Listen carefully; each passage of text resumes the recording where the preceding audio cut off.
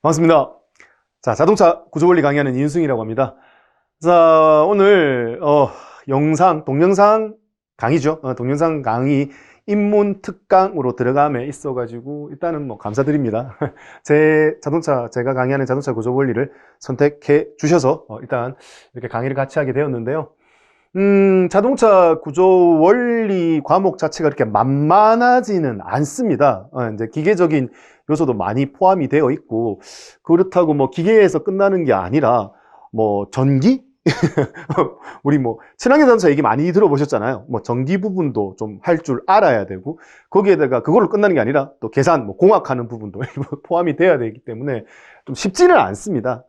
쉽지는 않지만 확실하게 좀 공부를 할 수 있는 방법은 있습니다. 그래서 그런 부분에 대해서 포커스를 좀 잡아가지고 이렇게 학습하시면 된다라는 큰 개념을 오늘 잡아드리면서 시간을 좀 시작해 볼까 합니다. 자, 자동차 구조 원리, 그럼 어떻게 공부하면 될까? 자, 이렇게 시작 한번 해볼까요? 자, 미술관에 갑니다. 제가 좋아하진 않습니다. 좀 개인적으로 미술관 좋아하진 않는데, 제가 사촌 중에 이렇게 그림을 전문적으로 그리는 분이 있어요. 그래서 뭐 이렇게 전시회를 한다 이렇게 초청을 이렇게 해주시면 안 갈 수는 없잖아요. 그래서 한 번, 두 번 가다가 보니까 그림이 이렇게 그때 좀 다른 느낌이 있더라고요. 그래서 뭐 일단 그림을 보면서 제가 느낀 게 있어서 그 부분하고 자동차 구조 원리 어떻게 공부하면 좋을지 그 부분 좀 접목을 해서 설명을 좀 드려볼까 합니다. 자, 미술관에 가셨어요. 미술관에 가시면 이렇게 그림이 있을 겁니다. 자, 그림을 보실 때를 한번 상상을 떠올려 보세요. 미술관에 가가지고 이 그림을 보는 거야. 이 복도가 쭉 나와 있겠죠. 나와 있고 이제 그림 위쪽에 핀 조명 이런 것들 있을 겁니다. 자, 그래서 쭉 지나가다가 보니까 마음에 드는 그림이 있는 거예요. 이 그림 괜찮아 라는 생각이 들어요. 그러면 이제 그림을 볼 때 어떻게 보시는지 한번 생각해 보시면 돼요. 자, 마음에 드는 그림을 봤는데 처음부터 그림 볼 때부터 이렇게 탁 붙어가지고 이렇게 보시는 분은 없을 거 아니에요.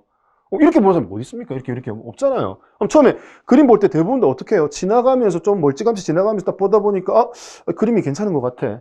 괜찮으면 이제 또 발걸음 멈춰가 조금씩 이제 앞에 들어가가지고 전체적인 일단 어떤 그림인지 큰 개념부터 본다라는 거죠. 전체적인 그 관망이라고 하죠. 전반적으로 보는 거죠. 이쪽에 수풀이나 꽃 같은 게 있고 오른쪽에 왼쪽에도 약간 그런 뭐 수풀 개념도 있습니다. 그리고 멀리 저기 산이 보이네요. 산이 좀 약간 흐리게 좀 보이고요. 그 다음에 이제 물이 있습니다. 물에 이제 백조가 2마리. 그리고 조금 자세히 보니까 여기 뒤쪽에도 백조가 있다, 그죠? 그래서 전반적으로 이 그림이 참 괜찮네. 구도하고 이런 것부터 먼저 파악을 하시는 겁니다. 그리고 이제 저 백조 맞나? 뒤쪽에 있는 게 백조 맞나? 가까이 가서 이렇게 볼 수도 있다라는 거죠. 그래서 그림을 볼 때를 떠올리셔서 연상을 하셔가지고 그거 그대로 접목을 시켜서 자동차 구조 원리 학습하시는데 활용을 하시면 된다는 겁니다. 그게 무슨 말이야? 자, 이런 거예요. 자동차 구조 원리에서 그림 보듯이 관망한다. 이 관망한다의 개념이 뭐야? 제일 처음 보는 목차를 그렇게 관망해서 보시면 된다는 거예요. 목차 볼 때 자동차 구조 원리 목차 차례에 1장, 2장, 3장, 4장, 5장이 있네. 이렇게 5개의 장으로 나누어져 있는 큰 개념부터 보는 거죠. 자, 그래서 자동차 일반이 있고 그 다음에 엔진, 전기, 셰시 길게 나와 있지만 줄여서 뭐라고? 자동차 규칙이라고 얘기할 수 있거든요. 그러면 그 큰 개념부터 파악을 하시고 나서 조금 더 들어가서 이쪽에 작은 백조를 확인하듯이 정의, 분류, 자동차 일반에는 뭐 정의, 분류, 기본 구조 및 재원을 배우게 되고 그 다음에 엔진에서는 엔진의 개요, 주요부, 가솔린, LPG, 디젤 그 다음에 전기 이렇게 하나씩 가지쳐 나가듯이 학습을 하시면 된다라는 거예요. 근데 여기서 중요한 거는 뭐냐? 내가 뒤에 정의, 분류, 기본 구조, 재원을 하면서도 내가 지금 보고 있는 부분이 자동차 일반의 루트를 두고 그 뒷부분을 배우고 있다라는 개념을 절대 잊어버리시면 안 된다라고요. 그래서 학습을 하다 보면은 막 진도가 책이 두껍고 가다 보면은 내가 이렇게 막 지나가고 있는데 어디쯤 가고 있는지 몰라요. 이 개념을 기본적으로 다 까먹어 버린다니까요. 그러면 안 된다고요. 학습하신 내용이 다 흩어져 버린단 말이에요. 그럼 그런 학습 그날 열심히 했던 학습 내용들을 날려버리지 않으려면 어떻게 된다? 굳건히 잡고 있는 루트를 확실하게 기억을 하고 계셔야 된다는 거죠. 그거예요, 그거. 그래서 그 루트를 두고 내가 지금 하고 있는 내용에 하나씩 하나씩 가지쳐 나가는 식으로 학습을 하시게 되면 엄청나게 효율적으로 학습하실 수가 있어요. 자동차 구조 원리 난해하지만 어떻게 한번 돌았을 때 그 루트의 내용만 있으면은 어떻게 내가 빠졌던 부분, 약한 부분이 뭔지 파악할 수도 있다라는 겁니다. 그거예요, 그거. 그래서 그런 개념으로 루트가 중요하다. 그죠? 그러면 이제 자동차 일반 엔진, 전기, 셰시, 자동차 규칙이 뭔지 조금 더 하나씩 진행을 해 보자라는 거죠. 그래서 이제 제일 처음에 나오는 자동차 일반에 대해서 이야기를 하자면 우리 일상생활 하면서 흔히 접할 수 있는 자동차와 관련돼서 연관지어서 기억하는 게 가장 좋겠죠. 접근하기도 쉬울 거고 기억력 오래 남기기도 좋을 거라는 겁니다. 이해하기도 좋고요. 그래서 자동차 일반에는 뭐가 있는데 정의가 있어요. 정의가 뭔데? 자동차의 정의가 뭐다? 뭐 엔진에 의해서 엔진이 올라가서 움직이는 덩어리. 근데 덩어리가 움직이는데 어떻게 도로를 움직이는 걸 자동, 에이, 시험에 안 나와. 그런 것부터, 쓸데없는 것부터 배우기 시작한다라고요. 뭐 그런 내용이 있으니까. 그러니까 학습을 하시다 보면, 이게 시험에 나올 만한 거, 그 다음에 이건 그냥 넘어가도 될 만한 개념도 이렇게 잡힌다라고요. 루트만 정확하게 있으면 이건 가볍게 넘어가도 돼. 뭐 그런 개념으로. 자, 그 다음에 이제 분류예요. 분류? 자동차를 어떻게 분류하지? 이 분류 가장 쉽게 접근할 수 있는 게 뭐다? 내가 지나가는데 보니까 현대 아반떼가 너무 이쁜 거야, 차가. 그래서 아반떼, 사고 싶다. 그래서 어떻게 한다? 포털 사이트에다 현대자동차 쳐가지고 아반떼 들어가서 가격이 얼마인지 확인을 하는 거예요. 근데 이제 아반떼를 찾는데, 이 아반떼가 뭐지?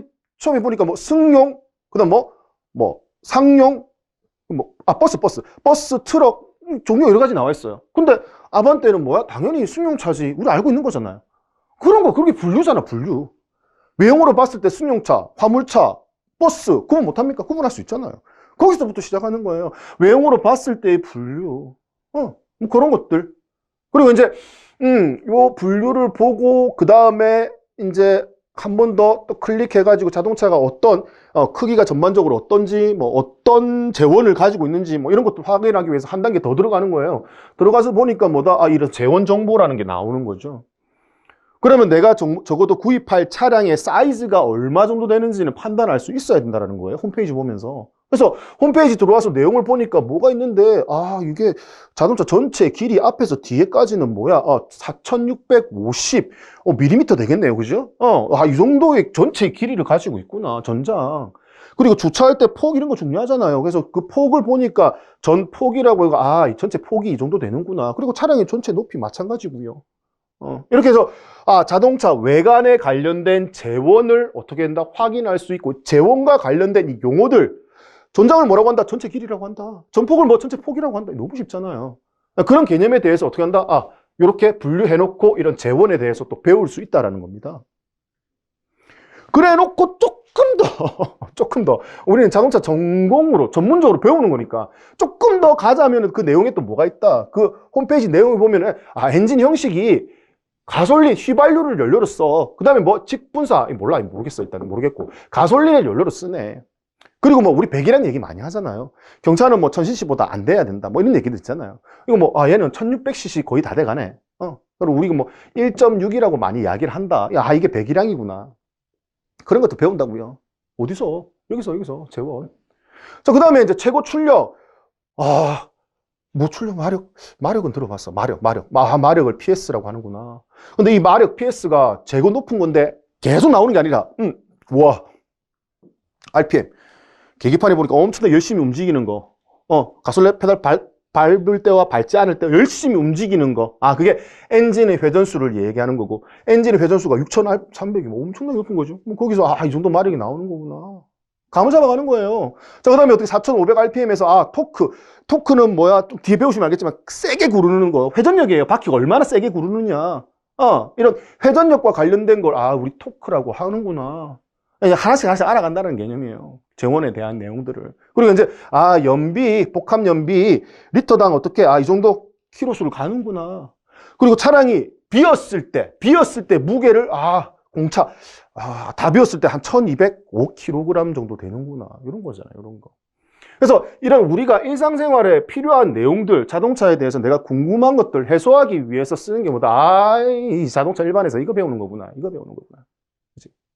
그리고 이제 조금 더 나아가가지고, 자동차를 이제 분류하는데, 내가 방금 얘기했던 이 차, 무슨 많이 보던 차인데. 제 차입니다, 제 차. 제가 이 색을 너무 좋아하거든요. 그리고, 이 색을 좋아하고, 제가 차에 대한 욕심이 없었는데, 유일하게 이 차 처음 딱 나왔을 때 꽂혔었어요. 그래서 제가 중고로 좀 연식 얼마 안 된 걸로 욕심내서 처음 신차에 가까운 차를 샀었는데, 지금도 보기는 이뻐요. 보기는 이쁜데, 감가상각이 너무 심해가지고, SM6입니다. 그죠? 이쁘다. 자, 제가 강의하는 건데 사심 좀 넣어서 해도 상관없잖아요. 그죠? 자, 그래서 지금 방금 얘기했던 것처럼, 그러니까 외형에서 봤을 때 자동차 제일 앞에서 제일 뒤에까지 전체 길이, 폭, 높이 이런 거 얘기했었잖아요. 이게 이제 외형에서 분류, 재원 이런 얘기고. 근데 실제 우리가 얘기할 거는 이게 아니란 말이에요. 우리가 지금 실제 겉에서 보는 걸 이거 우리 뭐라고 한다? 차체 혹은 또 바디라고 얘기합니다. 차체 바디의 정확한 정의는 이래요. 사람이 타는 공간, 짐을 싣는 공간을 뭐라고 한다? 차체 바디라고 이야기를 해요. 크게 두 가지로 나누는데 차체 바디 아니면 또 뭐야? 셋시라는 거예요. 셋시. 그럼 우리가 흔하게 볼 수 있는 차체 바디 말고 이거 차체 바디를 드러냈을 때 내부에 실제 우리 잘 못 보는 모습들이죠. 이 못 보는 모습, 이걸 우리 뭐라고 한다? 아이고, 죄송해요. 이 못 보는 모습을 뭐라고 한다? 우리 이거 셋시라고 이야기를 하겠다라고요. 셋시. 그럼 셋시는 뭔데? 셋시 정의가 뭐야? 셋시 딴 거 없어요. 그냥 이 자체로도 움직일 수 있다라는 거예요. 즉 사람 타는 공간, 짐 실는 공간은 없어요. 없지만 이 자체로도 이동을 할 수 있다고. 그럼 이 덩어리가 이동을 하려면 어떻게 동력을 만드는 장치 포함돼야 되겠죠? 맞아요. 엔진이 있어야 돼요.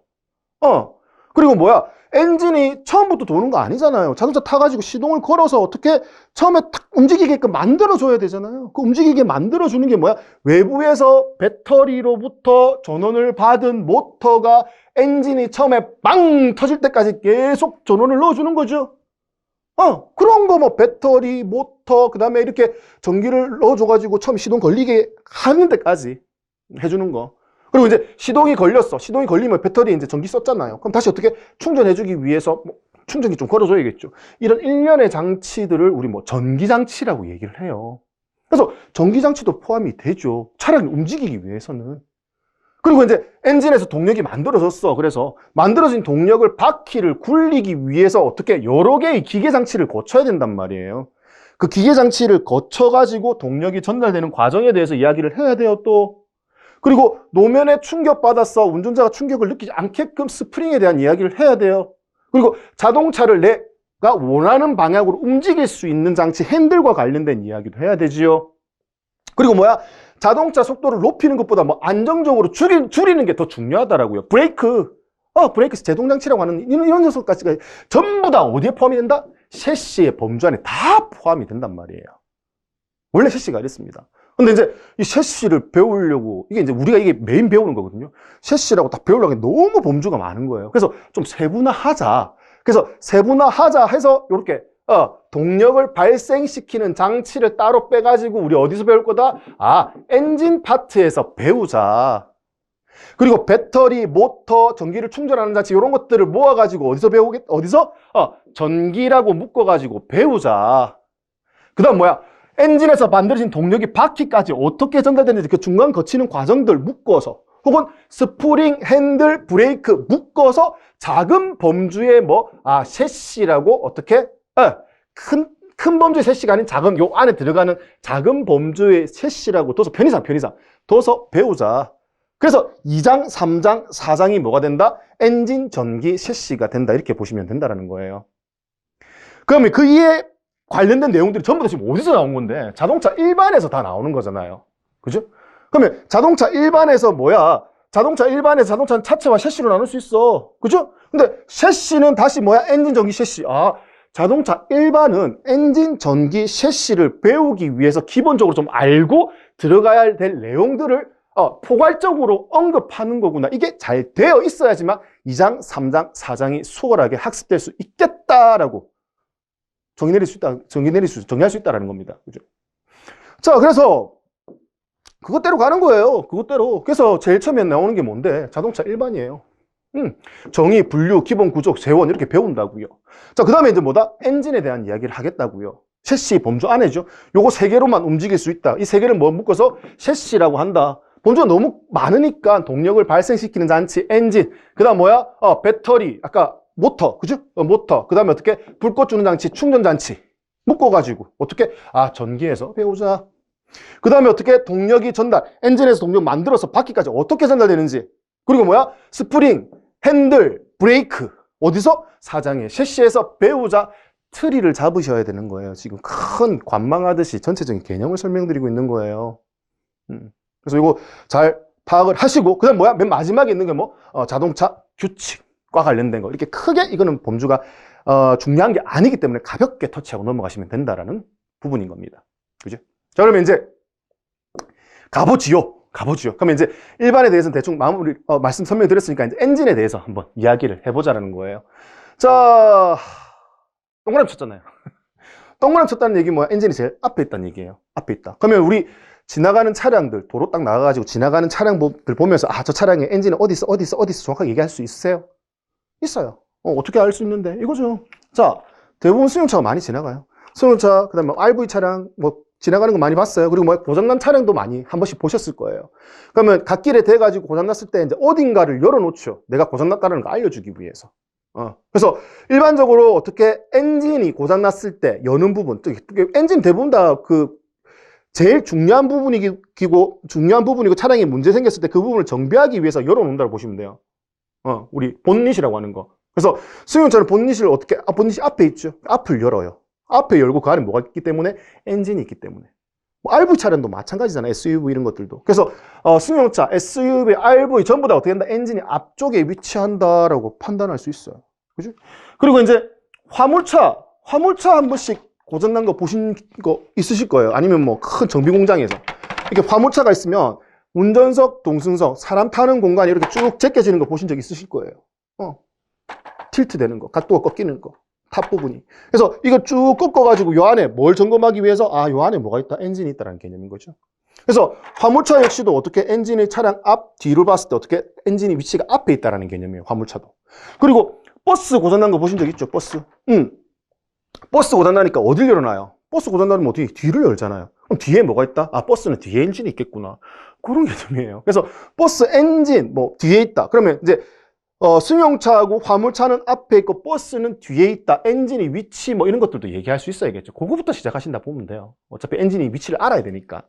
그러면 이제 그렇게 엔진의 위치를 파악을 했어. 그러면 이제 어떻게 한다? 이 엔진 내부에 좀 들어가가지고 좀 주요한 부분들을 알아야지만 어떻게 한다? 수업에 좀 따라올 수 있겠다라는 개념인 거예요.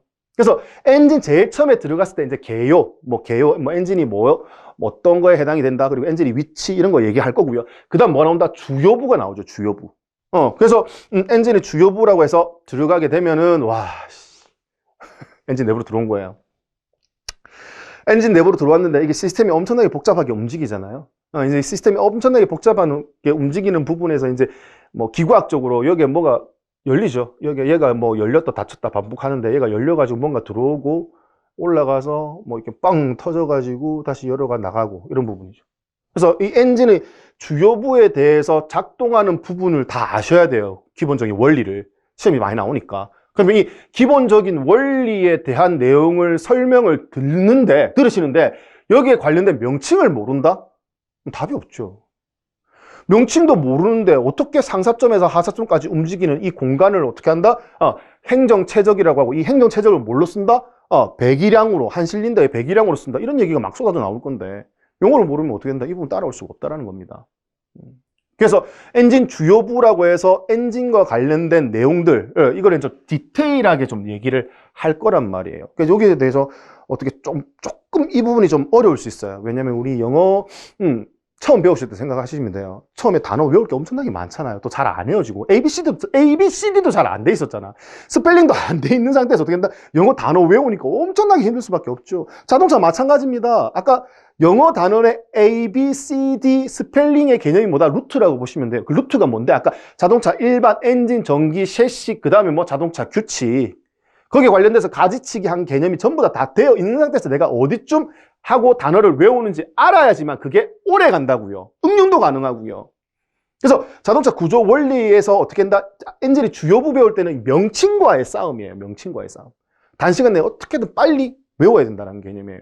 근데 외우는데 그냥 외우는 것보다 위치가 어디에 있고 어디에 위치하고 이런 역할을 하겠다라는 부분까지 어떻게 같이 연동해서 그게 좀 힘들어요. 처음에.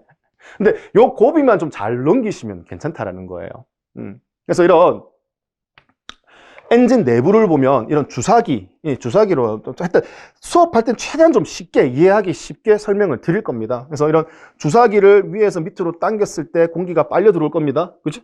빨려 들어올 때 이렇게 연료를 뿌리는 장치를 두는데 우리 뭐 분무기라 생각하시면 돼요. 머리 물 적시는 거 분무기. 그래서 물 담아서 뿌리는 거 대신에 좀 위험하지만 휘발유 담아서 뿌려요. 뿌린 상태에서 어떻게 이걸 당기면 주사기를 당기면은 아까 휘발유와 공기가 같이 들어갈 거예요. 그래서 이렇게 막은 상태에서 올리고 막은 상태에서 빡 누르면 된다. 여기 안쪽에 압력이 높아지겠죠. 압력이 높아진 상태에서 보시면 알겠지만 여기서 여기 뿌리죠. 연료 뿌려 공기와 연료 당겨서 압력이 높아진 상태에서 어떻게 불꽃을 팍 튀기는 거예요. 그럼 빵 터지겠죠. 그럼 그 폭발력이 어떻게 된다? 이 주사기를 확 밀어내릴 수 있다는 개념인 거죠. 그러니까 위에서 밑으로 수직으로 딱 내려올 때 어떻게 한다? 수직으로 내려오는 힘을 아래쪽에 이렇게 디귿자로 회전하는 축을 둬가지고 어떻게 얘가 회전할 수 있게끔. 왜? 바퀴는 구르니까. 그래서 연료를 태워서 위에서 밑으로 빵 터진 폭발하는 에너지를 어떻게 한다? 회전력으로 줘가지고 어떻게 외부로 보내줄 수 있다는 개념이 뭐다? 엔진이라고 이야기하는 겁니다. 그러면 이제 뭐 이 주사기에 해당되는 게 뭐 실린더라고 얘기를 한다. 그 주사기 통에 관련된 게 실린더라고 한다. 이 주사기 까만 부분을 피스톤이라고 한다. 뭐 이런 것들을 이제 하게 될 거라고요. 명칭하면서. 알아야지만 또 이해할 수 있는 거고요.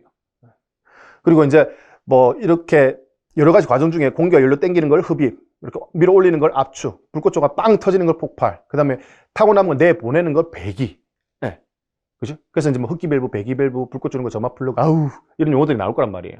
그래서 이제 용어 나올 때마다 그때그때 잘 챙겨가지고 좀 쉽게 접근할 수 있게끔 최대한 노력해서 잘 해드릴 거니까 너무 걱정하지 마시고요. 자, 그래서 엔진의 주요부에 대해서 먼저 이야기를 할 거고요. 그리고 아까 이거 얘기 안 했네. 자, 엔진의 주요부에서 보시면은 열심히 얘가 기계적 운동을 마찰을 하다 보면은 엔진에 열을 받겠죠. 열을 받는 부분을 식힐 필요성이 있다는 겁니다. 그래서 식히기 위해서 엔진 주변에 이렇게 홈을 만들어서 물을 지나가게 만들거든요. 그래서 그거를 우리 뭐 냉각장치라고 이야기를 한다. 이 부분도 할 거고요. 그 다음 뭐 기계적 마찰, 엄청나게 금속이 왔다 갔다 하면서 마찰을 일으키게 되니까 되게 윤활할 수 있는 오일 같은 게, 기름 같은 게 필요하겠죠.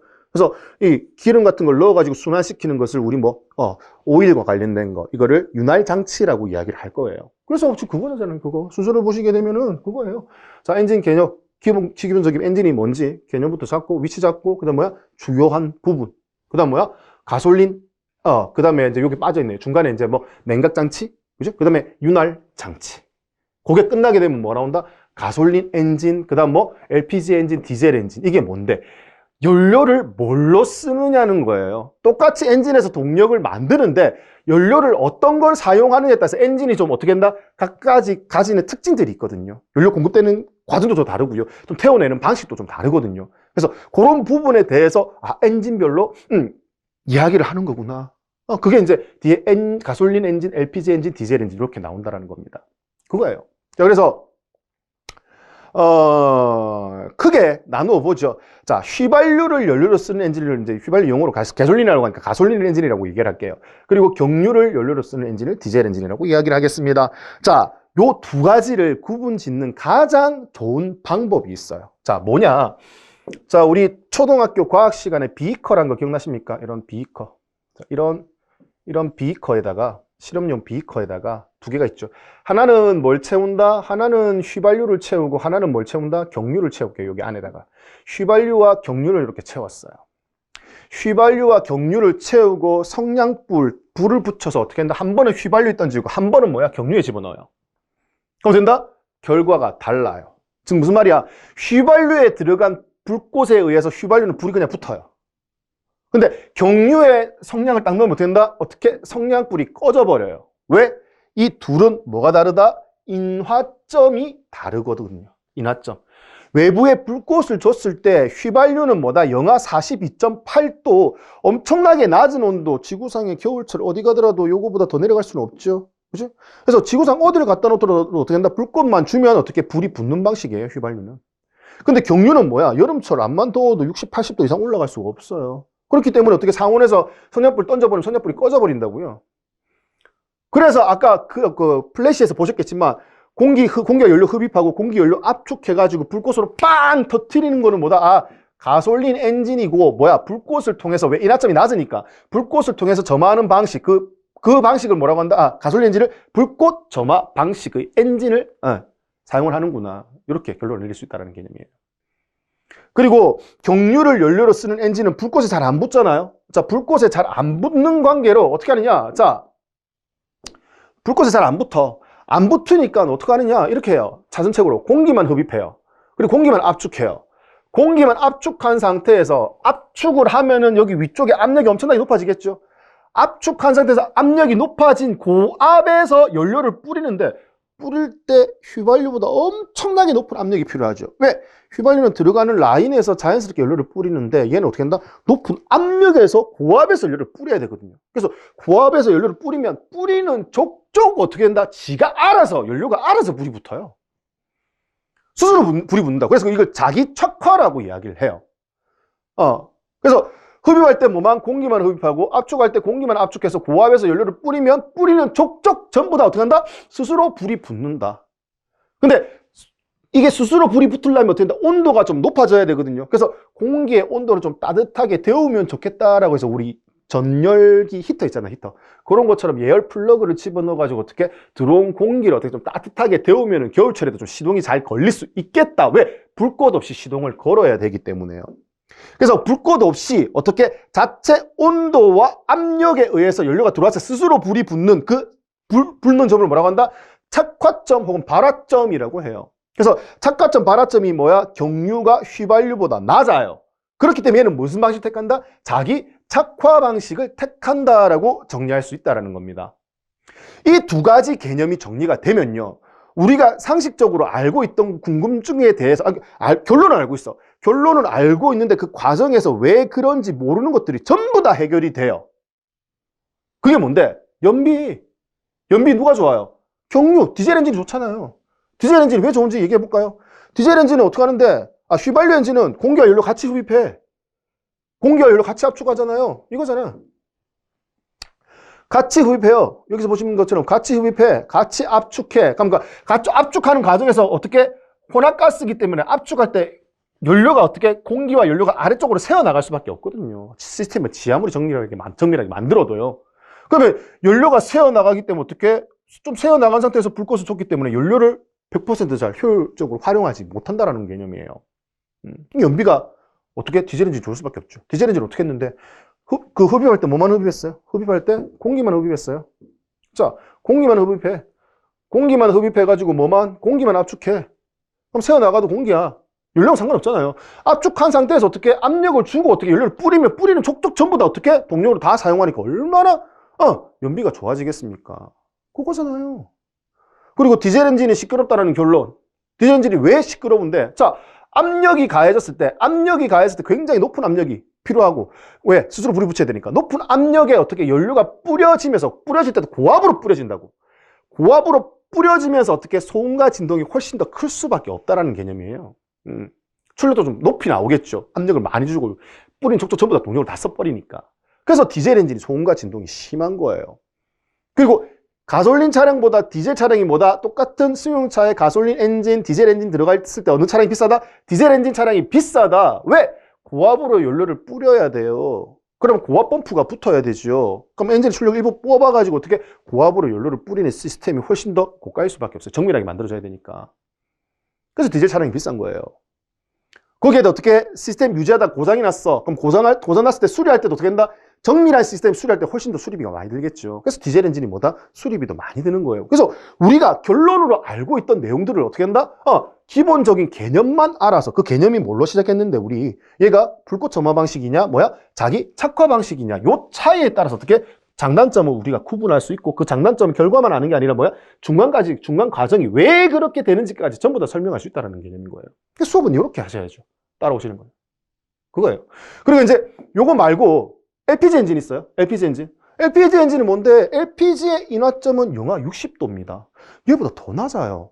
그럼 인화점이 낮기 때문에 얘도 당연히 무슨 방식을 택하면 되겠다? 당연히 뭐다? 불꽃 점화 방식을 택하면 되겠다고요.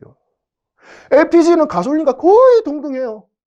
거의 동등한데 뭐만 다른데 LPG를 공급하기 때문에 본배, LPG를 저장할 수 있는 가스통이 필요하죠. 휘발유는 연료탱크만 있으면 되지만 가스통이 필요하죠. 그리고 이 가스통에서 어떻게 된다? 연료가 공급되는 이 라인, 이 연료가 공급되는 라인만 다르고 나머지는 뭐다? 가솔린 엔진과 똑같습니다. 뭐까지? 이런 센서나 CU 들어가서 전자제어 하는 부분까지 똑같아요. 그래서 가솔린 시스템만 잘 학습을 해놓게 되면 뭐까지? LPG까지 같이 수월하게 학습하실 수 있다라고요. 그런 개념이에요. 특징도 가솔린 엔진과 굉장히 비슷하고요. LPG가요. 그래서 가솔린만 잘하면 뭐다? LPG까지도 같이 해결할 수 있다. 이게 뭔데? 이제 엔진의 주요부에서 가솔린, LPG, 디젤, 연료에 따라서 장단점 구분할 수 있는 부분까지 이야기를 하시면 된다라는 거고요. 자, 그 다음에 이제 이렇게 엔진이 마무리가 되는 거예요, 이걸로. 엔진이 마무리가 되고, 그리고 이제, 요즘 그 환경 문제가 좀 많이 대두되고 있죠. 그래서 환경 문제가 많이 대두되기 때문에 요 사이쯤이에요. 요 사이쯤에 배출가스에서 나오는 유해 물질들을 어떻게 좀 정화시키는 장치에 대해서 일부 이야기를 한다라는 거예요. 그런 부분도 포함이 되고요. 그래서 엔진은 요 정도 이야기한다라는 전체적인 맥락의 흐름을 잘 파악하시면 된다라는 거예요. 그래서 이제 엔진의 개요, 주요부, 가솔린, LPG, 디젤에서 또 막 가지쳐서 나눠지겠죠. 그럼 그 중간 분류의 내용에 대해서 개념을 알고 있어야지만 또 가지치기 할 때 머릿속에 정리하기가 좋다라는 개념이에요. 자, 이래서 엔진 쪽 이야기가 끝이 났어요. 자, 그 다음에 이제 남은 게 뭔데? 전기죠, 전기. 예, 전기. 자, 전기는 어떻게 하느냐? 자, 간단하게 설명을 드렸었습니다. 자, 뭐였는데? 엔진에 처음 동력을 넣어주기 위해서 배터리라는 녀석을 활용을 한다. 그죠? 근데 이 배터리는 뭐다? 여기 플러스와 마이너스가 정해져 있다라는 거죠. 그래서 전기를 만들어서 흘러가는데 플러스 쪽에서 나와서 어떻게 한다? 마이너스 쪽으로 흘러 들어가게 된다는 개념이에요. 그리고 물론 중간에 전기를 쓸 수 있는 뭔가를 붙여야겠죠. 전구가 됐든 모터가 됐든. 그죠? 그래서 이렇게 플러스에서 마이너스, 플러스 쪽에서 마이너스 쪽으로 들어가는 거 한쪽으로만 전기가 흘러가는 형식의 전기를 뭐라고 하느냐? 직류전기라고 이야기를 합니다. 다이렉트 커런트 약자를 따서 DC 전기라고 얘기를 하죠. 그래서 이 직류 전원을 써서 어떻게 한쪽으로만 전기가 흐르는 배터리를 이용을 해서 모터를 구동하게 된다라는 개념인 겁니다. 그러면 이제 이런 게 좀 필요하겠죠. 이게 직류 전원이야? 이거 말고 교류 전원이 있어. 교류 전원은 뭐야? 발전기에서 만들어지는 거는 전부 다 교류야. 그죠? 그러면 교류 전기를 만들어 가지고 어떻게 이 교류 직류는 호환이 안 되거든요. 그럼 이걸 이제 얘를 호환시켜 가지고 교류를 직류로 바꾸기 위해서는 전기를 조금 만져야 돼요. 변화를 시켜야 된다고요. 그럼 변화시킬 수 있는 장치에 대해서 기본적으로 전기, 직류, 교류, 그다음에 전압, 전류, 저항 이런 기초적인 개념에 대해서 알고 들어가야 돼요. 좀 원활하게 하려면. 그래서 제일 처음에 뭐 배운다? 여기 앞에 기초 전기에 대해서 배운다고요. 기초 전기에 대해서 배우고 나서 그 다음에 배우는 게 뭐다? 배터리에 대한 이야기를 한다라는 겁니다. 배터리는 또 세부적으로 들어가서 배터리 내부에 어떤 화학 반응, 어떤 물질에 의해서 어떤 화학 반응이 일어나는지에 대한 큰 개념, 이런 것들도 좀 디테일하게 이야기를 할 거라고요. 그럼 배터리 배우고 있으면 배터리 챕터 안에서 플러스는 이산화나 과산화나 묽은 항산, 화학 반응 정신 하나도 없거든요. 그럼 그렇게 하다 보면 내가 지금 어디쯤 하고 있는지 기억이 안 난다고요. 근데 내가 지금 공부하고 있는 게 뭐야? 전기 파트 안에서 기초 전기전자 끝나서 기본 배우고 배터리를 배우고 있구나라고 그렇게 명확하게 트리가 만들어지게 되면 내가 배웠던 내용이 어떻게 퍼즐 조각 잘못 맞춰가지고 이게 조각을 날려놓으면 그 다음번에 기억이 안 나는 것처럼 그렇게 잊어버리지가 않는다고요. 명확하게 내가 맞춰만 놓으면 그 위치를. 그런 개념으로 따라오셔야 된다고요. 그래서 이제 이 배터리가 끝이 나게 되면 배터리로부터 전원을 받아서 모터가 구동하게 된다. 그죠? 그러면 이 모터는 안에 어떤 원리에 의해서 움직이는데, 그래서 이 모터 내부에 모터가 어떻게 움직이는지 그 원리에 대해서 또 얘기를 할 거라고요. 그러면은 전기 파트에 기초 전기, 배터리, 그다음 뭐야? 모터에 대한 이야기를 한다. 모터를 통해서 어떻게 엔진이 움직이니까 이걸 뭐라고 한다? 기동 모터, 기동 전동기라고 얘기를 하는 거구나. 그래서 이 모터에 대해서 얘기를 하고 나면 그다음에 뭐다? 불꽃이 있어야지 가솔린 엔진, LPG 엔진이 뭐야? 폭발을 할 수 있다고 했죠. 그래서 모터로 엔진 시동 걸 때 우리 키 딱 돌릴 때 길 하면서 중간 과정이 있잖아요. 그 과정에 뭐야? 가솔린 엔진, LPG 엔진은 불꽃을 줘야지만 빵 터질 수 있다고, 시동 걸릴 수 있다고요. 그래서 시동 거는 작업으로 어떻게 전기 그 순서를 제가 배열을 했습니다. 그거 시동 거는 거를 머릿속에 놓고 그것대로 어떻게 그 트리를 만들어서 기억을 하시면 된다는 거예요. 그래서 이제 점화 플러그와 관련된 불꽃은 이제 마찬가지, 불꽃도 전기인데 이 불꽃이 어떻게 공급되는지 그 과정에 대해서도 이제 이야기를 할 거라고요. 일일이 다. 그래서 연속적으로 해서 막 이렇게 결론은 그래요. 배터리를 이용해서 막 이렇게 전기장치에 이렇게 불꽃이 공급되게 된다라는 거예요. 그냥 이렇게 공급해서 이렇게 나온다, 불꽃이 나온다 이렇게 할 수 없으니까 그 과정에 어떤 원리에 의해서 불꽃이 만들어진다라는 부분까지 좀 디테일하게 얘기를 하셔야겠죠. 그게 뭐다? 우리 점화 장치라고 해서 이야기를 하는 겁니다. 자, 그 다음에 엔진에 시동이 걸렸어. 엔진에 시동이 걸리면 뭐야? 엔진에 벨트를 묶어가지고 발전기란 녀석을 어떻게 엔진에 묶어서 같이 움직일 수 있게끔 만드는 거예요. 왜? 배터리 썼잖아요. 배터리 썼기 때문에 발전기를 굴려가지고 어떻게 배터리를 다시 충전시킬 필요성이 있다라는 겁니다. 그래서 발전기에서 만들어지는 전기, 그냥 만들어지는 게 아니겠죠. 전기가 어떻게 만들어지는지 그 만들어지는 과정에 대해서도 이야기를 해야 한다는 거예요. 그래서 뭐 보시면 알겠지만 뒤에 이렇게 발전기를 활용을 해서 여기서 만들어지는 전기가 뭐야? 이거 교류야. 교류 전기로 어떻게 배터리, DC, 직류 전기를 충전하기 위해서는 이런 여러 가지 장치들을 거쳐야 되는구나. 이런 것들을 할 거라고요. 그래서 발전기에 대한 얘기를 할 거라는 거예요. 그건 뭐다? 충전장치라고 보시면 되는 거죠. 그래서 전기 파트 트리 정리하실 때 너무 편해요. 시동 거는 그 과정을 생각을 하시면 돼요. 그래서 이제 발전기가 움직여가지고 다시 충전을 해주게 된다. 이게 이제 메인이에요. 메인. 시험에 정말 잘 나오는 거예요. 그 다음 충전장치 끝나고 나면 기타 편의장치로 들어가는데, 기타 편의장치는 그렇게 크게 비중이 높지 않습니다. 여기 있는 등화장치는 뭐예요? 불 들어오는 거 자동차, 전조등 관련된 이야기가 거의 메인이 될 거예요. 이게 불 들어오는 거, 그 다음 와이퍼 있죠? 비 올 때, 이렇게 쓰는 거, 와이퍼. 이런 편의장치. 그 다음 계기판. 운전하면 제일 많이 보는 거잖아요. 이 계기판에 이 움직이는 것들, 어떤 건 나타내는지, 그리고 이 각각의 경고등이 뭘 나타내는지는 기본적으로 아셔야 되죠. 왜? 우리는 정비하는 사람이 아니에요. 운전직 공무원이지 않습니까? 운전을 하기 위해서 어떻게 계기판을 제일 많이 본단 말이에요. 그럼 이 계기판에 경고등 들어왔을 때 뭔지는 아셔야죠. 그래서 이 계기판과 관련된 문제가 한 번씩 간혹 출제가 되기도 합니다. 제일 중요한 부분이기도 하니까, 운전할 때. 그래서 기타 편의장치에 이렇게 계기판까지 이야기를 할 거고, 이거보다 제일 중요한 거, 기타 편의장치에서 제일 중요한 거는 뭐다? 자동차 더울 때 쓰는 에어컨과 관련된 이야기인 겁니다. 냉방장치 진짜 중요하게 시험 다뤄지고 시험에 자주 나와요. 그래서 방금 설명드렸겠지만 에어컨에 냉매 들어가는 거 들어보셨을 거예요. 그래서 에어컨 냉매를 엔진의 힘을 이용을 해서 시동이 걸렸을 때 냉매를 이렇게 강제적으로 순환시킨다고요. 그렇기 때문에 이 펌프가 구동될 때 어떻게 엔진의 출력을 일부 빼앗아가니까 어떻게 연비가 나빠지는 거예요. 그래서 그걸로 끝나는 게 아니라, 그러면 얘를 왜 펌프를 구동시켜야 되는지까지도 이제 이야기를 해야 되는 거예요. 왜? 찬바람을 만들려면 얘를 구동시켜가지고 냉매를 돌릴 때 그 돌아가는 과정별로 어떤 절차에 의해서 찬바람이 나오는지까지 이야기를 해야 되거든요. 그게 뭐다? 편의장치의 냉방장치예요. 얘가 시험에 가장 잘 나오는 부분이라고요. 기타 편의장치 중에서요. 그래서 거의 메인은 방금 얘기했던 배터리, 그 다음 모터, 기동전동기, 그 다음 점화장치, 그 다음 발전기가 거의 메인이에요. 전기 파트에서. 그리고 편의장치에서 메인은 뭐다? 에어컨 시스템과 관련된 이야기입니다. 그래서 엔진, 그죠? 파트 나눈 게 엔진, 전기, 셰시 중에서 이 셋 중에서 범위가 제일 그나마 문제가 작게 출제되는 게 전기 파트라고 보시면 돼요. 근데 그게 바뀌고 있어요. 왜? 전기 파트, 엔진이 보통 4, 5, 여기 한 3, 4, 2 정도 비중밖에 안 되거든요.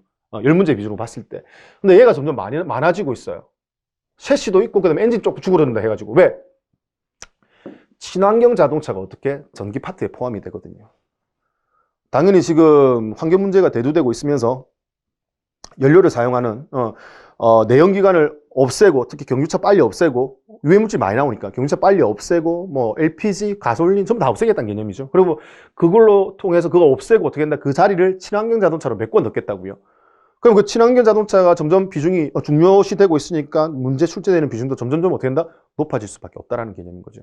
그래서 요 나머지 부분에서 뭐 중요도 1번 설명을 드렸고, 그리고 특히 좀 잘 보셔야 될 게 뭐다? 여기 나오는 친환경 자동차다. 이렇게 보시면 되겠습니다. 그거예요. 친환경 자동차는요, 여러분 뭐 친환경 자동차 하면 생각나는 게 뭐 있어요? 뭐 전기차가 언뜻 생각나시죠? 전기차. 자, 그 전기차가 바로 생각나는데, 친환경 자동차라고 해서 내연기관 바로 없애고 전기차로 바로 넘어가기 부담스러워요. 배터리 기술, 모터 기술이 아직 좋지 못하기 때문에.